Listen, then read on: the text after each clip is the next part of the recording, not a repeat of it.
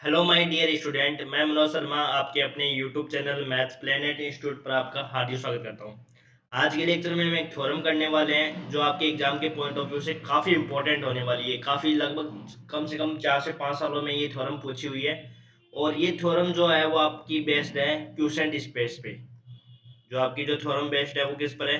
Quotient space पर। इसको जरूर पढ़ के जाना इस थ्योरम को। और इसको हिंदी में कहते हैं विभाग समष्टि। इसको हिंदी में क्या कहते हैं? विभाग समष्टि। लेकिन ये थ्योरम आपको डायरेक्ट समझ में नहीं आएगी।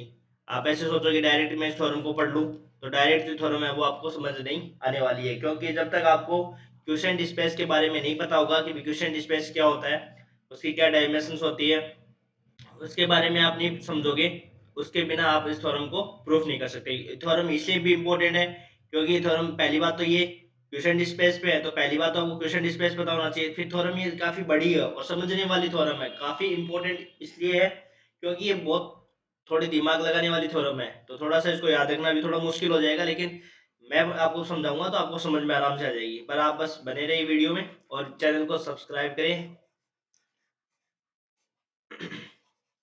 तो देखो, सबसे पहले हम विभाग समष्टि के बारे में पढ़ते हैं। क्वेश्चन स्पेस किसको कहते हैं? थोड़ा सा ये लिख लेना, थोड़ा सा थ्योरी लिखनी है और फिर उसके बाद में अपन जस्ट क्या करेंगे, इस थ्योरम को करेंगे। तो क्वेश्चन स्पेस क्या होता है, क्योंकि मैंने आपको क्वेश्चन स्पेस का टॉपिक आपको पढ़ाया नहीं, और उस थ्योरम को समझने से पहले आपको क्वेश्चन स्पेस को डेफिनेशन को आपको समझनी पड़ेगी, और ये समझने के बाद में आप उस थ्योरम को समझ पाओगे। ठीक है। तो देखो, क्वेश्चन स्पेस क्या होता है? क्वेश्चन स्पेस है कैसे होता है, कैसे बनता है, ये इसके बारे में पढ़ते हैं। तो वीएफ तो सबसे पहले क्या होगा आपके पास? वेक्टर स्पेस होगा, सदिश समष्टि होगी। और डब्ल्यू क्या होगा? उसका वेक्टर सब स्पेस होगा। वीएफ तो क्या होगा?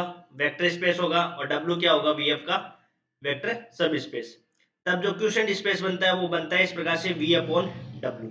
जो क्वेश्चन स्पेस होता है ना, वो किस प्रकार से बनता है? वी अपॉन डब्ल्यू के फॉर्म में। इसको अपन क्या कहते हैं? क्वेश्चन स्पेस कहते हैं।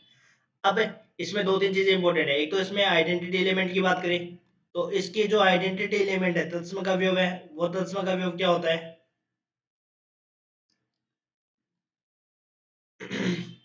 जो v अपॉन डब्ल्यू है, उस v अपॉन डब्ल्यू का जो तत्सम का अवयव होता है वो क्या होता है?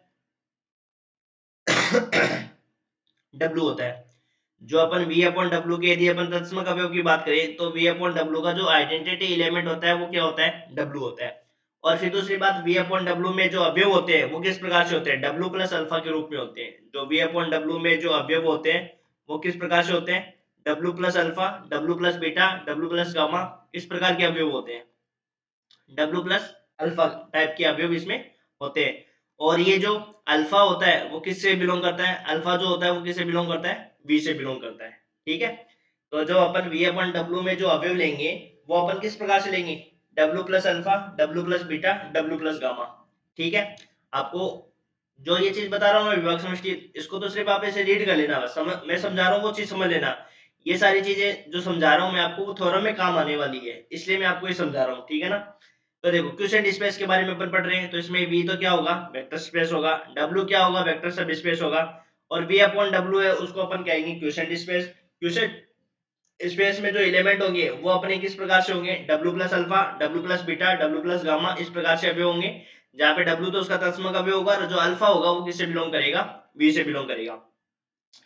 फिर इसके बाद में दो चीजें इसमें इंपॉर्टेंट ये आता है कि जिसमें जो अपन दो, यदि अपन v अपॉन डब्ल्यू से कोई दो अवयव लेंगे, वो अवयव कैसे जुड़ेंगे और कैसे ये दो अवयव है वो एक स्केलर से मल्टीप्लाई होंगे। तो हमने मान लिया क्या? हमने ये मान लिया कि दो अवयव मान लिए, डब्ल्यू प्लस अल्फा और W plus beta. W plus alpha और डब्ल्यू प्लस बीटा ये अपने किसे मान लिए? v अपॉन डब्ल्यू से। यदि मैं इन दोनों अवयव को जोड़ूंगा, इन दोनों अवयव को कैसे जोड़ूंगा ये इंपॉर्टेंट है। इन दोनों अवयव को मैं जोड़ूंगा तो ये दोनों कैसे जुड़ेंगे? तो ये अवयव जो जुड़ेंगे वो अपने पास इस प्रकार से जुड़ेंगे, डब्ल्यू प्लस, ये जो अल्फा और बीटा है ना, ये आपस में जुड़ जाएंगे, W plus alpha plus beta, इस प्रकार से जुड़ेंगे। और यदि अपन को स्केलर ले फील्ड से, स्केलर ले अपने फील्ड से, तो ये स्केलर है वो इस अवयव से किस प्रकार से मल्टीप्लाई होगा? तो ये जो अवयव होगा वो आपका इस प्रकार से मल्टीप्लाई होगा, डब्ल्यू प्लस ए अल्फा। जो चीजें मैं आपको समझा रहा हूँ क्यूसेंट स्पेस में, आप उन्हीं चीजों को फॉलो कर लेना सिर्फ। और ये थ्योरम, अपन में थ्योरम को डायरेक्ट समझाता तो आपको समझ नहीं आती, उससे पहले ये बेसिक आपको पता होना चाहिए कि भाई क्यूसेंट स्पेस क्या होता है, क्यूसेंट स्पेस में जो तत्सम अवयव होता है वो क्या होगा। क्वेश्चन स्पेस में जो अवयव लेंगे वो अवयव किस प्रकार से जुड़ेंगे, यदि उनको एक स्केलर से मल्टीप्लाई करेंगे तो स्केलर से किस प्रकार से मल्टीप्लाई होंगे। तो ये सारी चीजें ये सारी चीजें थ्योरम में काम आने वाली है, इसलिए मैं इसको पहले आपको समझा रहा हूँ। तो सबसे पहली बात तो क्या है कि वीएफ क्या होगा, वेक्टर स्पेस होगा। डब्ल्यू क्या होगा, वेक्टर सब स्पेस होगा। और जो क्वेश्चन स्पेस होगा वो किस प्रकार से होगा, वी अपॉन डब्ल्यू में, वी अपॉन डब्ल्यू है उसको रिप्रेजेंटेशन होगा। और वी अपॉन डब्ल्यू में जो अवयव होंगे वो किस प्रकार से होंगे, W plus alpha, W plus beta, W plus gamma, W plus anyone, कुछ भी, है ना। तो जहाँ पे अल्फा किससे बिलोंग करेगा, वी से बिलोंग करेगा। अब यदि अपन वी अपॉन डब्ल्यू से यदि अपन दो एलिमेंट ले, वी अपॉन डब्ल्यू से यदि दो एलिमेंट ले, W plus alpha, W plus beta, तो इन दोनों अवयवों को अपन किस प्रकार से जोड़ेंगे।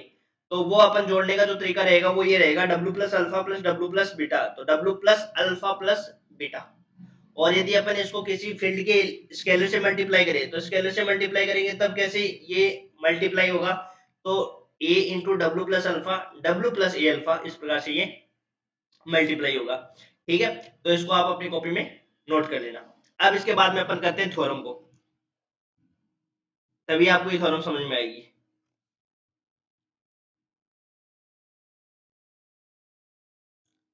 तो देखो हम थ्योरम में चलते हैं अब।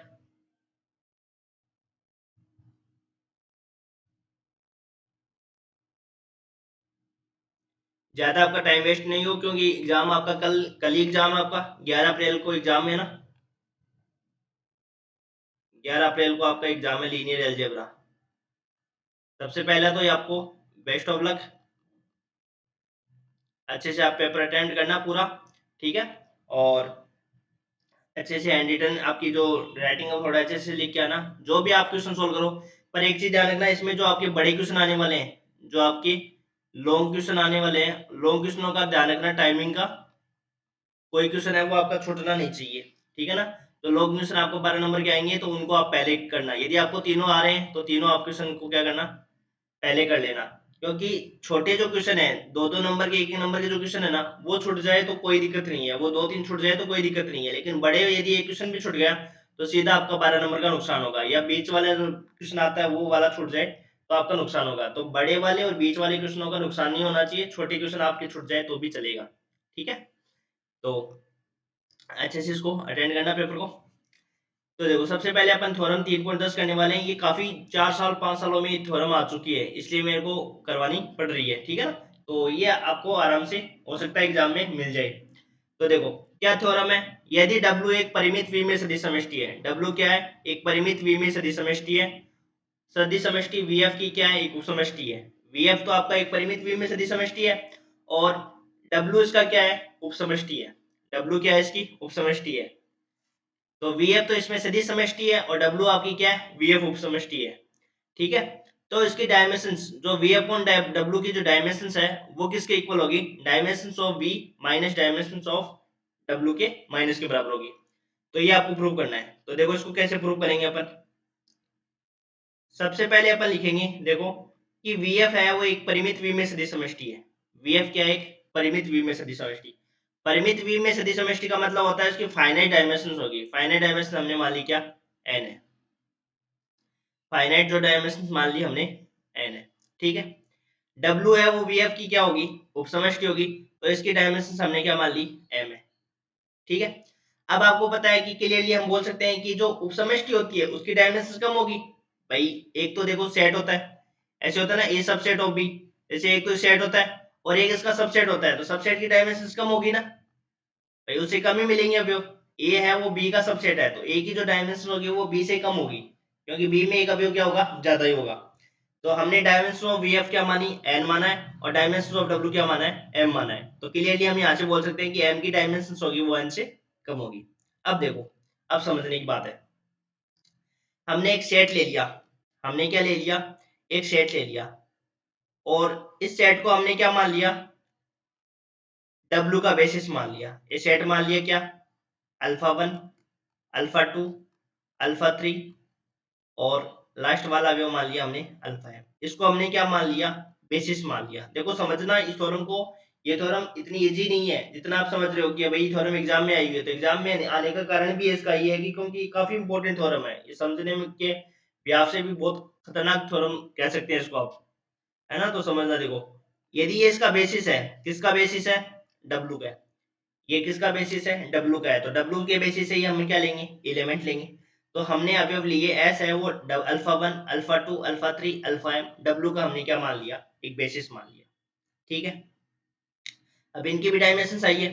तो देखो, एस है वो वीएफ का एक एलआई उपसमुच्चय है, जो एस है वो वीएफ का क्या है, एलआई उपसमुच्चय होगा।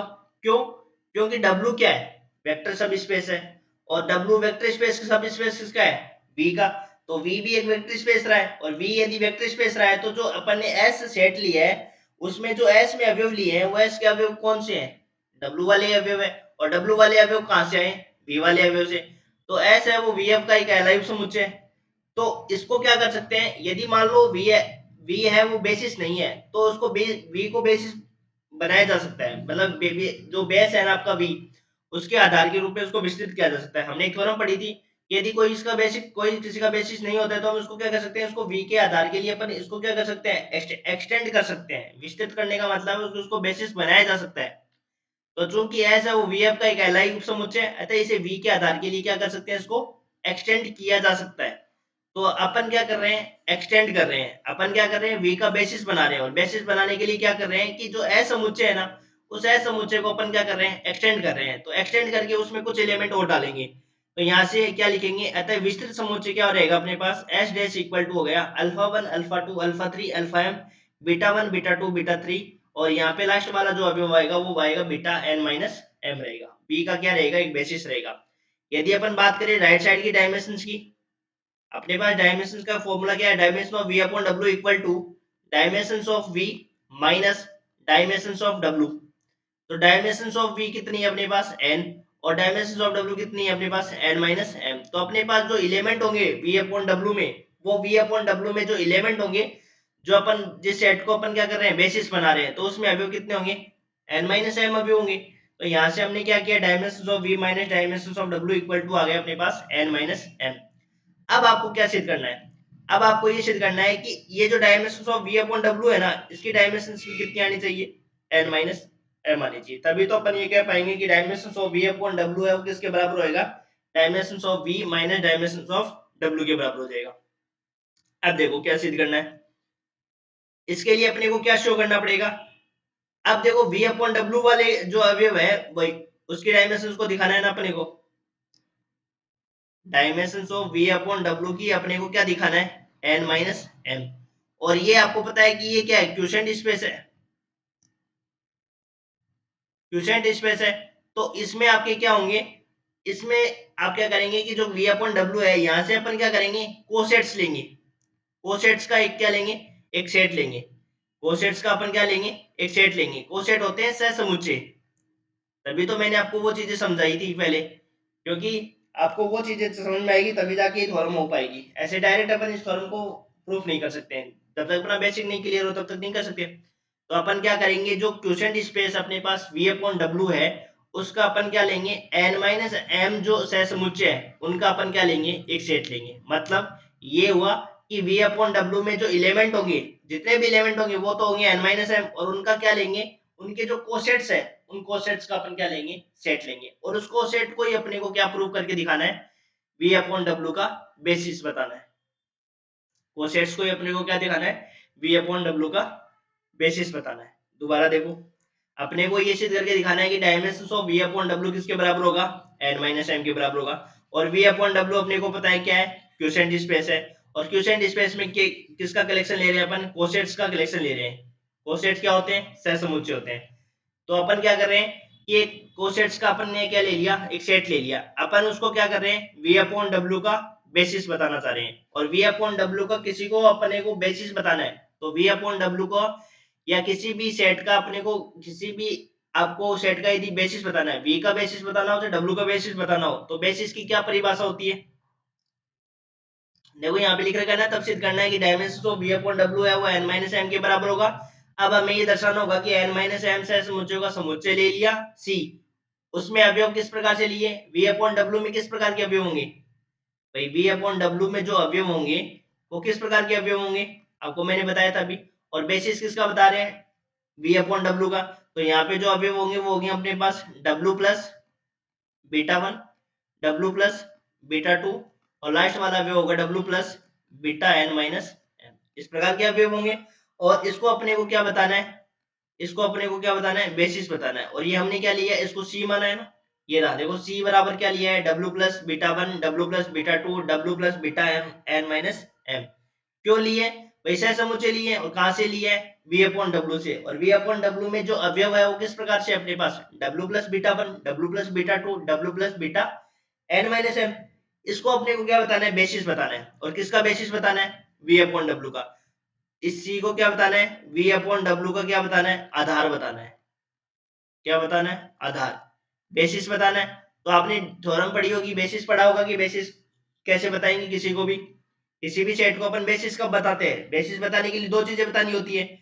एक तो अपने को ये दिखाना है कि सी इज क्या होना चाहिए, एल आई होना चाहिए। जो सी वाला सेट है वो अपने पास क्या होना चाहिए, एल आई होना चाहिए। एल आई होने के लिए मैंने आपको बताया था कि a one alpha one plus a two alpha two and so on a n alpha n equal to क्या हो, जीरो। तो इसमें जो सारे स्केलर होते हैं वो सारे स्केलर क्या होने चाहिए, जीरो होने चाहिए। तभी तो अपन क्या करते थे, उसको एल आई बताते थे। एल डी होने के लिए कम से कम एक स्केलर क्या होना चाहिए, नॉन जीरो होना चाहिए। पहली बात तो ये हो गई। दूसरा अपन ये बता देंगे कि जो v अपॉन डब्ल्यू है वो क्या है, लीनियर कॉम्बिनेशन है। जो c के एलिमेंट है वो c के एलिमेंट का लीनियर कॉम्बिनेशन है क्या, v upon W. v upon W equal to क्या है, लीनियर कॉम्बिनेशन ऑफ c। मतलब जो c के अवयव है उनका लीनियर कॉम्बिनेशन यदि लिख देंगे तो जो dimensions of v upon W हो जाएंगे, तो डायमेंशंस ऑफ v w किसके बराबर हो जाएगा, lc के अवयव के बराबर हो जाएंगे। देखो दोनों चीजें अपन प्रूव करते हैं, दोनों ही चीजें काफी इंपॉर्टेंट है। आपको समझ में आ गया कि v अपॉन डब्ल्यू के अपन ने क्या ले लिया, सहसमुच्चय ले लिया। और सहसमुच्चय का सेट ले लिया n माइनस m, जो अवयव है उनका अपन ने क्या ले लिया, कोसेट ले लिया। और कोसेट का अपन ने क्या ले लिया, एक सेट ले लिया। उसको अपन को बताना है v अपॉन डब्ल्यू का बेसिस बताना है। और बेसिस बताने के लिए आपको पता है दो चीजें बतानी होती है। एक तो वो जो सेट अपन ने लिया है वो एल आई होना चाहिए, और दूसरा क्या होना चाहिए कि v अपॉन डब्ल्यू का जो v अपॉन जो डब्ल्यू के अवयव है उनको लीनियर कॉम्बिनेशन के फॉर्म में अपन लिख सकते हैं। यदि अपन इसको लीनियर कॉम्बिनेशन के फॉर्म में लिख देंगे तब अपन कह देंगे कि ये जो dimension of v upon W है वो किसके बराबर हो जाएगी, n माइनस m के बराबर।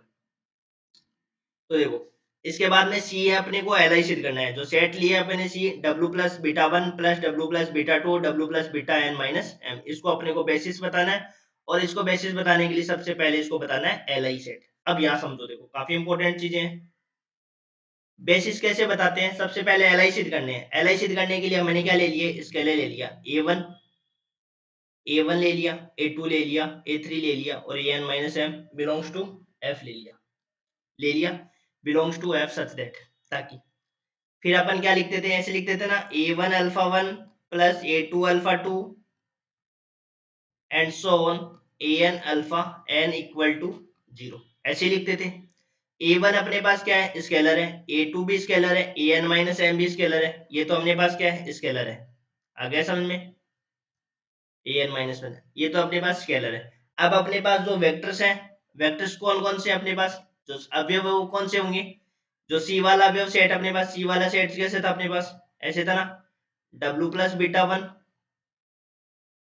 डब्ल्यू प्लस बीटा टू और लास्ट वाला क्या था अपने पास, W plus beta N minus M. तो एक अवयव ले लिया डब्ल्यू प्लस बीटा वन, दूसरा अवयव ले लिया डब्ल्यू प्लस बीटा टू, तीसरा अवयव ले लिया डब्ल्यू प्लस बीटा थ्री, और लास्ट वाला अवयव ले लिया W plus beta M minus N minus M या एम माइनस एन, एक ही बात है। एन माइनस एम देते हैं ना, वो एम माइनस एन लिख दिया,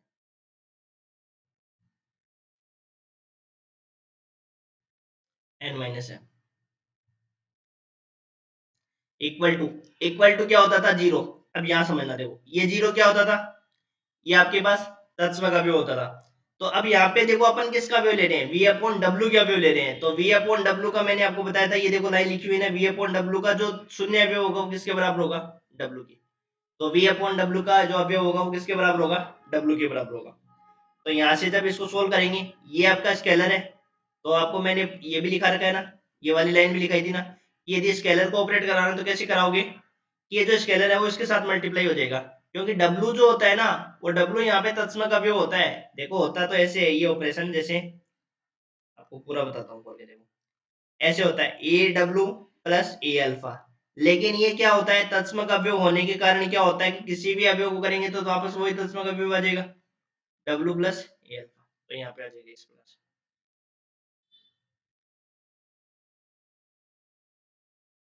क्योंकि दोनों अवयव एक ही हो जाएंगे ना ये, इसलिए। अब देखो हमने क्या कर दिया, W plus A1 beta 1, A2 beta 2, इसी प्रकार a N minus beta N minus M equal to W। यहाँ से इक्वल आगे समझे।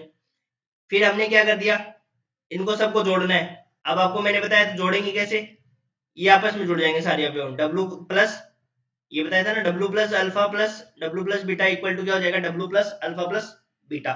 तो यहाँ से हम क्या कर देंगे, A1 beta 1, A2 beta 2 plus A N minus beta N minus M equal to W।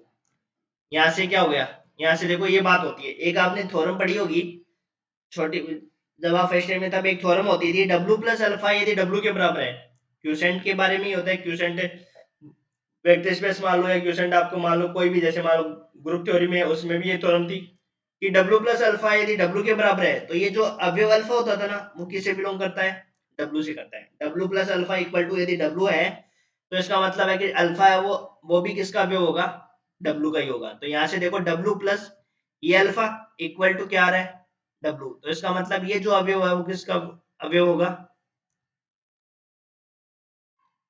W का अवयव होगा। अब यहाँ से देखो, अब यहाँ से अपन ने क्या समझा कि ये जो अवयव है ना अपने पास, ये किसका अवयव है, W का अवयव है। तो W का अपन ने क्या माना था, ऊपर बेसिस माना था ना। देखो ऊपर, ऊपर देखो एक चीज बताऊं मैं आपको,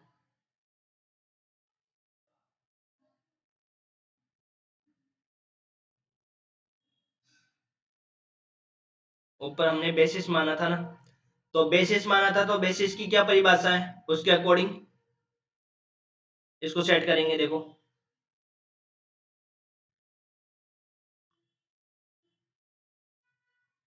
यहाँ देखो, देखो ये वाली लाइन देखो, इन अवयवों को देखो, एस बराबर क्या है अपने पास, alpha 1 alpha 2 alpha 1 alpha 2 alpha 3 alpha M. ये किसका बेसिस है, W का बेसिस है। और यहाँ पे आपका ये W का बेसिस होने का मतलब ये हो गया कि जो अपने पास W के जो ये अवयव है ना, इनको अपन क्या कर सकते हैं, लीनियर कॉम्बिनेशन के फॉर्म में। जो भी सेट होता था, बेसिस होने का मतलब क्या होता है कि उन अवयवों को अपन क्या कर सकते हैं, उनके लीनियर कॉम्बिनेशन के फॉर्म में लिख सकते हैं। बेसिस का मतलब ये होता है ना। तो अल्फा 1 अल्फा 2 अल्फा 3 और अल्फा एम, इन अवयवों को मैं क्या कर सकता हूँ, लीनियर कॉम्बिनेशन के फॉर्म में लिख सकता हूँ ना। तो यहीं पे मैंने ये लाइन लिखी है देखो, कि W के किसी अवयव को, W के किसी भी अवयव को, ये W का अवयव है, और W जो अपने पास सेट था, ये जो है सेट था alpha 1 alpha 2 alpha 3 and so on alpha M, ये अवयव किसका था, ये जो था W का बेसिस था। ये क्या था, W का बेसिस था। इसका मतलब क्या है, किसी का बेसिस होने का मतलब क्या होता है कि W के जो अवयव है ना, W के जो अवयव वो इनके लीनियर कॉम्बिनेशन के फॉर्म में इसको लिखा जा सकता है। तो ये देखो, ये लिखा गया कि W का कोई भी अवयव है वो इनके लीनियर कॉम्बिनेशन के फॉर्म में लिखा जा सकता है। इसका मतलब ये मान लो, कोई अवयव में मान लेता हूँ, कुछ भी अवयव मान लो, हाँ बीटा मान लो, जैसे बीटा है वो मान लो मैंने W से लिया, तो इस बीटा को मैं क्या लिख सकता हूँ, A1 alpha 1 A2 alpha 2 plus so on AN alpha M, इनके लीनियर कॉम्बिनेशन की फॉर्म में लिख सकते हैं। तो यदि मान लो S अपने पास सेट है, ये W का बेसिस है। W का बेसिस होने का मतलब ये हो गया कि W का कोई भी अवयव लेंगे ना, उसको अपन इस सेट के जो अवयव है ना, इनके अपन लीनियर कॉम्बिनेशन के फॉर्म में इनको लिख सकते हैं। तो ये लिख रखा है, W की किसी भी अवयव को उसके आधार S के लीनियर कॉम्बिनेशन के रूप में व्यक्त कर सकते हैं। इसका मतलब ये हुआ कि जो आधार में जो एलिमेंट है ना, इन अवयवों को अपन क्या कर सकते हैं, इनके लीनियर कॉम्बिनेशन के फॉर्म में लिख सकते हैं, इनके लीनियर कॉम्बिनेशन के फॉर्म में लिख सकते हैं। ये जो मैं बीच में लिख रहा हूँ ना, ये चीजें आपको नहीं लिखनी है, ये सिर्फ आपको समझाने के लिए लिख रहा हूँ, ठीक है ना। तो यहाँ से देखो, कोई भी अवयव W का हो गया, और W अपने पास क्या था, बेसिस था। तो बेसिस से होने का मतलब ये है कि W का कोई भी एलिमेंट है, उसको अपन क्या कर सकते हैं, उस सेट के लीनियर कॉम्बिनेशन के फॉर्म में लिख सकते हैं। तो W के किसी भी अवयव को अपन क्या कर सकते हैं, लीनियर कॉम्बिनेशन के फॉर्म में लिखा जा सकता है, ठीक है। यहाँ पे जो ऑपरेशन काम आ रहे हैं वो मैंने साइड में लिख दिया और ये आपको एग्जाम में लिख के भी आने हैं। तो इसका मतलब क्या हुआ कि A1 बीटा 1 प्लस ये जो अवयव है ना W का, ये जो अवयव इसको अपन क्या कर रहे हैं, लीनियर कॉम्बिनेशन के फॉर्म में लिख रहे हैं। तो A1 beta 1 plus A2 beta 2 plus AN minus beta N minus M। तो यहाँ पे देखो S है वो W का क्या है, बेसिस है। तो जो W के अवयव है ना भाई, जो S के अवयव है ना वो कौन से थे, ये तो हो गया अपने पास W का अवयव। ये तो हमने क्या मान लिया, ये तो पूरा क्या है, W का एलिमेंट है। ये तो हमने क्या माना है, W का अवयव है, W का अवयव है। इस W के अवयव को मैं क्या कर सकता हूँ कि जो S है अपने पास, S था कि अपने पास alpha 1 alpha 2 and so on alpha m, उसको मैं क्या कर रहा हूँ, लीनियर कॉम्बिनेशन के रूप में लिख रहा हूँ। तो इसके लिए मैंने क्या मान लिया, स्केलर B1, इसके लिए मैंने स्केलर मान लिया B2 और इसके लिए मैंने स्केलर मान लिया Bm। तो ये हो गया अपने पास B B1 alpha 1 plus B2 alpha 2 और Bm अल्फा m हो गया। ठीक है, इक्वल टू आ गया अपने पास 0। ये इक्वल टू यहाँ का तो यहाँ पे माइनस कर दो, इधर वाली साइड लाएंगे तो माइनस हो जाएगा, ये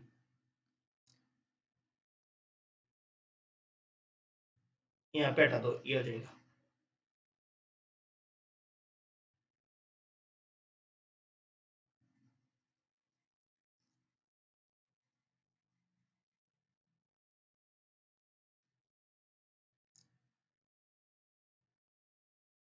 इक्वल टू हो गया। डब्ल्यू के अवयव को अपन ने क्या कर दिया, एस के अवयव के लीनियर कॉम्बिनेशन के फॉर्म में इसको लिख दिया। सबको इधर लाएंगे तो सारी क्या हो जाएंगे आपके 0 की तरफ चल जाएंगे।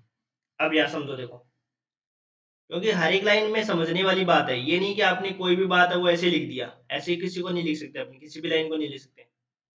अब समझो देखो, अब इक्वल टू 0 कर दिया और इक्वल टू 0 करते ही ये जो अवयव है ना, ये सारे स्केलर 0 क्यों हुई है, ये देखो अपने पास जो एस सेट था ना भाई, एस सेट था ना, एस सेट अपने पास क्या था, alpha 1 alpha 2 and so on alpha n। ये अपने पास क्या था, W का बेसिस था। क्या था, W का बेसिस था। और W का बेसिस होने के कारण ये जो सेट है वो आपका क्या हो गया, Li हो गया, हो गया Li। और Li होने के कारण हमने इसको क्या लिखा है, B1 alpha 1 plus B2 alpha 2 plus Bm alpha m। और ये अपने पास क्या है, Li है। और मैंने आपको बताया था Li होने का मतलब क्या होता है कि ये जो कोफिशिएंट है ना, B1 equal to 0, B2 equal to 0 और Bm भी इक्वल टू 0। ये वाली बात तो आ गई, B1 B2 B3 and Bm equal to 0। अब ये वाले 0 कैसे हुए, A1 A2 A3 An minus m equal to 0 क्यों है, ये देखो इसको कैसे समझते हैं। हमने एक एस डैश सेट लिया था ना, वो किसका बेसिस था, वो V का बेसिस था।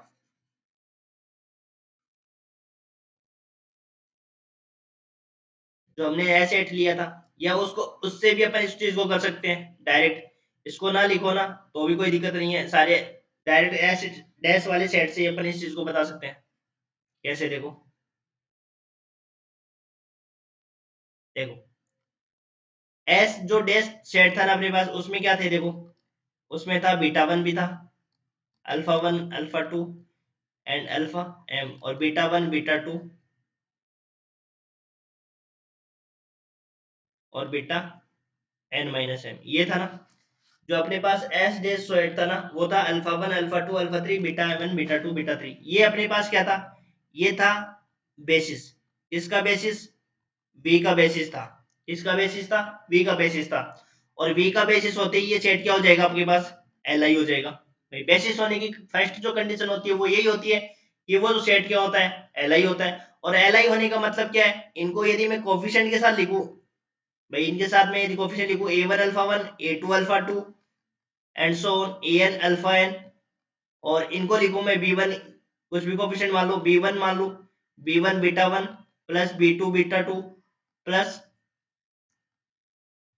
B N minus N, B N minus N, beta N minus N. तो ये जो सारे कोफिशिएंट होंगे ना, A1 A2 A3 ANM और ये सारे बीटा B1 B2 B3, ये सारे कोफिशिएंट है वो इसकी वजह से 0 हो गए। जो लिख भी रखा है ये एच डैश क्या है, Li है।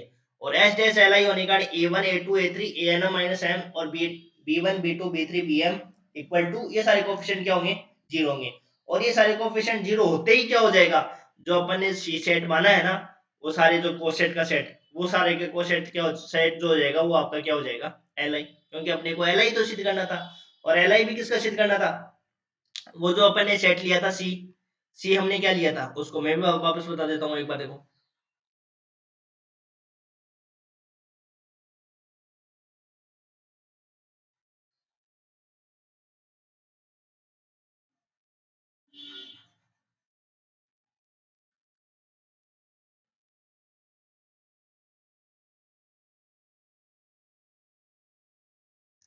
देखो हम क्या कर रहे थे, जो सी सेट था ना अपने पास, क्या था, सी सेट अपने पास था W plus alpha bit, W plus beta one, W plus beta two, W plus beta N minus M, ये सेट था ना। इसको हमने क्या लिखा था, इसके कोफिशिएंट मान लो a1, इसका कोफिशिएंट मान लो a2 मान लिया, इसका कोफिशिएंट मान लिया an माइनस m मान लिया। तो ये सारे कोफिशिएंट को तो क्या जी करना था, जीरो करना था एल आई सिद्ध करने के लिए, और ये कर दिया हमने। तो इसका मतलब जो सी सेट है वो अपने पास क्या हो गया, एल आई हो गया। तो ये हो गया अपने पास फर्स्ट कंडीशन प्रूफ। अब अपने को क्या प्रूव करना है, अब अपने को करना है कि जो सी के अवयव है ना, उन सी के अवयव को अपन को लीनियर कॉम्बिनेशन के फॉर्म में लिखना पड़ेगा। बी अपॉन डब्ल्यू तो कोई अवयव होगा, इस अवयव को अपन को क्या करना है, लीनियर कॉम्बिनेशन के फॉर्म में लिखना है, और वो किसके अवयव को, सी वाले अवयव को। तो उसके लिए अपन क्या प्रूव करेंगे, कैसे, देखो सेकंड पार्ट है B upon W equal to linear combination of C, element, element of C, C के एलिमेंट को। तो देखो बी अपॉन डब्ल्यू से अपन एक अवयव लेते हैं, वो ले लिया हमने W plus alpha, V upon W का कोई अवयव है जहां अल्फा बिलोंग्स टू वी है, और एच डेस है वो वी का क्या है, बेसिस है। भाई एच डेस है वो वी का क्या है, बेसिस है। तो यहाँ पे मैंने क्या लिया कि जो एक अवयव है वो अल्फा बिलोंग्स टू वी ले लिया, और अल्फा को मैंने क्या लिख दूंगा मैं, एच डैश के अवयव का लीनियर कॉम्बिनेशन। भाई एच डैश वी का कॉम्बिनेशन होने का मतलब क्या होता है, एच डैश वी का आधार होने के लिए कंडीशन क्या होती है, यदि मैं वी का कोई भी एक अवयव लूं, वी का मैं कोई भी अवयव लिखूं, उस वी के अवयव को अल्फा इक्वल टू में एच डैश के जो जितने भी अवयव है, और एच डैश अपने पास क्या है, alpha one, alpha two, alpha M, alpha one, alpha two, alpha M, beta one, beta two, beta N minus M. ये जो सारे अवयव है, इनको मैं क्या कर सकता हूँ, लीनियर कॉम्बिनेशन के फॉर्म में लिख सकता हूँ। इसके लिए मैंने कोफिशिएंट मान लो सी वन मान लिया, इसके लिए मैंने मान लो सी टू मान लिया, इसके लिए मान लो सी एम मान लिया, और इसके लिए मैंने मान लो डी वन मान लिया, इसके लिए डी टू, इसके लिए डी एन माइनस एम। तो मैंने क्या लिखा है कि alpha equal to S dash के अवयव का लीनियर कॉम्बिनेशन। तो अल्फा इक्वल टू क्या हो गया, पहले वाले को सी वन से कनेक्ट कर दिया, C one alpha one, C two alpha two, C M alpha, ये तो किसके अवयव हो गए स्टार्टिंग वाले, ये तो हो गए ना एच एस के अवयव तो लिख रहे हैं। और अगले अगले वाले क्या हो जाएंगे, D one beta one, D two beta two, D N minus beta N minus, जहाँ C one C two C three ये सारे क्या है, आपकी कोफिशिएंट्स है, मतलब जो कोफिशिएंट बोल सकते हो, स्केलर बोल सकते हो, स्केलर है। ठीक है, तो यहाँ से देखो, क्यों, क्योंकि एस है वो डब्ल्यू का भी बेसिस है। भाई एस के जो एलिमेंट है वो अपने पास कौन से होते हैं, देखो अब यहाँ समझो, एस अपने पास क्या था,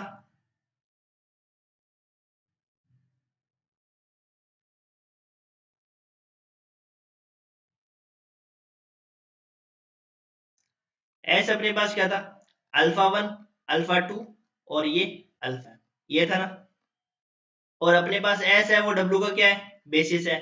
एस डब्ल्यू का बेसिस है, तो डब्ल्यू वाले एलिमेंट को अपन क्या कर सकते हैं, एस के लीनियर कॉम्बिनेशन की फॉर्म में लिख सकते हैं। तो इसको मैंने नाम क्या दे दिया, जो पहला वाला वेव है C one alpha one, C two alpha two, इसको मैंने नाम दे दिया गामा दे दिया। ठीक है, और ये मैंने आगे वाले अवयव लिख दिए। अब अपन बात किसकी कर रहे हैं, अपन बात कर रहे हैं वी अपॉन डब्ल्यू के अवयव की। यदि अपन वी अपॉन डब्ल्यू के अवयव को, वी अपॉन डब्ल्यू के अवयव को यदि अपन सी के अवयव के लिए, सी के अवयव के साथ लीनियर कॉम्बिनेशन लिख दे, भाई अपने को सिद्ध क्या करना है, V upon W equal to linear combination of C, यही तो मतलब है। यदि मैं वी अपॉन डब्ल्यू के अवयव को, और वी अपॉन डब्ल्यू का कोई अवयव मैंने मान लिया क्या, डब्ल्यू प्लस अल्फा, यदि मैं W plus alpha equal to C के जो इतने भी एलिमेंट है ना, और सी के एलिमेंट कौन से अपने पास, सी के एलिमेंट तो यही अपने पास है ना, कौन से वाले, सी के एलिमेंट अपने पास थे W plus beta one, W plus beta two, W plus beta N, इसके यदि लीनियर कॉम्बिनेशन के फॉर्म में इसको लिख दे, तब अपने पास क्या हो जाएगा, वी अपॉन डब्ल्यू की डायमेंशन के बराबर हो जाएगा। तो यहाँ से देखो डब्ल्यू प्लस अल्फा, अल्फा की जगह मैंने लिख दिया ऊपर वाली चीज। ठीक है, अब मैंने सबको क्या कर दिया, अलग अलग कनेक्ट कर दिया। डब्ल्यू प्लस अल्फा के स्थान पे मैंने जो ऊपर कंडीशन लिख रखी है ना, gamma plus D one beta one, इसको लिख दिया मैंने।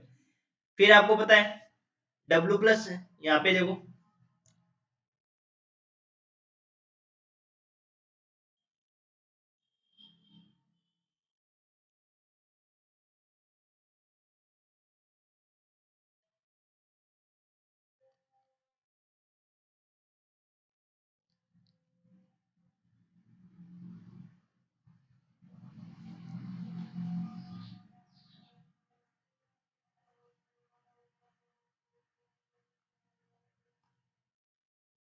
तो ये हो जाएगा W plus gamma D one beta one plus D two beta two plus D N minus beta N minus M. तो डब्ल्यू प्लस गामा, और इसको मैंने क्या लिख दिया, डी वन बीटा वन, क्योंकि गामा जो है वो अपने पास किसका अवयव है, डब्ल्यू का अवयव है। गामा जो है वो अपने अवयव किसका है, डब्ल्यू का है, तो डब्ल्यू में डब्ल्यू वाला अवयव जुड़ जाएगा। तो डब्ल्यू प्लस गामा, डब्ल्यू का एलिमेंट आएगा, तो W plus alpha equal to W आ जाएगा। तो यहाँ से देखो ये जो आपने गामा लिखा है ना, ये गामा किसका अवयव है, गामा जो अवयव है वो अपना डब्ल्यू का है। तो W plus alpha equal to क्या आ जाएगा, डब्ल्यू। तो मैं इस चीज को क्या लिख दूंगा, डब्ल्यू लिख दूंगा। W plus D one beta one D two beta two ये लिख देंगे। फिर सबको मैंने क्या कर दिया, अलग अलग लिख दिया। अलग अलग करते ही देखो ये कंडीशन, देखो ये कंडीशन क्या बनेगी बताओ, ये अपनी उल्टी वो बन गई ना, A into W plus alpha equal to क्या होता है, डब्ल्यू प्लस ए अल्फा होता है ना। तो ए वाली कंडीशन दी हुई है, तो इसको मैं क्या कर दिया, इस फॉर्म में कन्वर्ट कर दिया। तो डी वन तो बाहर आ जाएगा, W plus beta one, D two W plus beta two, D N minus W plus beta N minus. तो ये हो गया अपने पास डब्ल्यू वन, डब्ल्यू प्लस ये क्या है देखो, W plus beta one, W plus beta two, W plus beta N minus N. इसको मैंने क्या कर दिया, ये सी के अवयव का लीनियर कॉम्बिनेशन ही तो है। अरे भाई देखो, सी का जो अवयव है वो अपने पास क्या था, W plus beta one, W plus beta two और W plus beta N minus M, ये तो अवयव है। इनके लिए मैंने मान लो, इसके लिए स्केलर मान लिया डी वन मान लिया, इसके लिए मैंने मान लो स्केलर डी टू मान लिया, इसको मैंने मान लिया डी एन माइनस एम। तो अब देखो इसको मैं इसके साथ कनेक्ट कर दूं, इसको मैं इसके साथ कनेक्ट कर दूं, इसको मैं इसके साथ कनेक्ट कर दूं, तो ये चीजें तो लिख दी मैंने। इसी को तो अपन क्या कहते हैं, लीनियर कॉम्बिनेशन कहते हैं। तो हमने क्या किया कि जो v अपॉन डब्ल्यू का एक अवयव लिया था, ये बराबर में क्या चल रहा है, डब्ल्यू प्लस अल्फा चल रहा है ना, W plus alpha v upon W के अवयव को अपन क्या कर दिया, c के अवयव का लीनियर कॉम्बिनेशन के फॉर्म में लिख दिया। इसका मतलब v upon W equal to linear combination of c। तो यहाँ पे c है वो v अपॉन डब्ल्यू का बेसिस हो जाएगा। क्यों, क्योंकि c को अपने को v अपॉन डब्ल्यू का क्या दिखाना है, बेसिस बताना है। तो हमने c को li सिद्ध कर दिया, और दूसरी बात हमने v upon W equal to linear combination of c, मतलब सी के अवयव को अपन ने लीनियर कॉम्बिनेशन के फॉर्म में लिख दिया। इसका मतलब हो गया कि dimensions of v upon w निकालेंगे, तो dimensions of v upon w क्या हो जाएगा, जितने अवयव सी में होंगे ना वही तो होंगे v अपॉन w। तो v अपॉन w में जो अवयव होंगे वो कितने हैं अपने पास, n माइनस m, तो n माइनस m के बराबर हो जाएगा। ऐसे अपने इस थ्योरम को प्रूव करेंगे। और यदि आपको थ्योरम फिर भी समझ नहीं आती तो इस थ्योरम को वापस देखो आप, तभी समझ में आएगी। क्योंकि एक दो बार देखोगे तभी समझ में आएगी, एक बार में समझाने से आपको नहीं आएगी, है ना। तो यहाँ से फिर हो जाएगा dimension of v upon w किसके बराबर हो जाएगा, dimension of v minus dimension of w। यहाँ पे आपकी थ्योरम प्रूफ हो जाती है, ये आपके हैंड्स प्रूफ है। ठीक है, ये थ्योरम इंपॉर्टेंट है, इसको देख लेना, एग्जाम के पॉइंट ऑफ व्यू से काफी इंपॉर्टेंट है, इसको पढ़ के चल जाना। ठीक है, और ये नीचे मैंने आपको पहले थ्योरी बता दी। ठीक है, थैंक यू।